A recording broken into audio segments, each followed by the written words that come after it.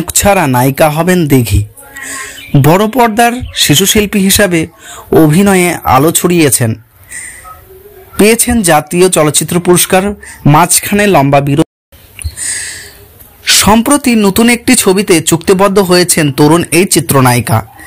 হ্যাঁ বলা হয়েছে নতুন দিনের মেধাবী অভিনেত্রীর প্রার্থনা ফারদিন দিঘির কথা। কামরুল হাসান ফুরাদ পরিচালিত দেওয়াল ছবিতে নাম লিখিয়েছেন অভিনেত্রী।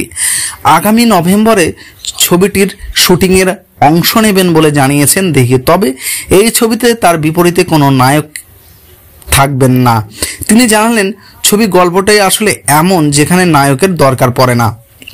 নায়ক ছাড়া নায়িকা হবেন ব্যাপারটা ঢালিউডে নতুন বটে, তার উপর সবে নায়িকা হিসেবে কেরিয়ার শুরু করছেন।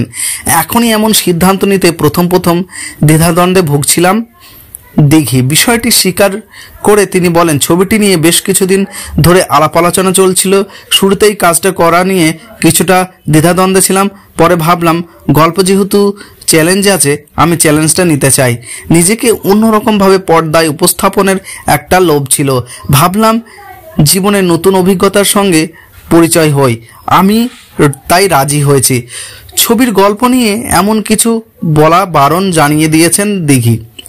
আমাদের এখানে এক ধরনের গল্পে কিন্তু কাজ খুব একটা হয় না।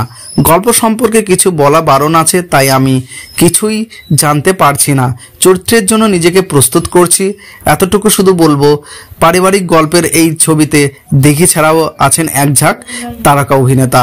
তাদের মধ্যে আছেন মনিনুল রশিদ, তারিক আমান খান, ফজলুর রহমান বাবু, সালাউদ্দিন লাবলু, আফরান আহমেদ, জয় রাজ, সাবেকি আলম, আলিমুল্লাহ হক রুমি প্রমুখ।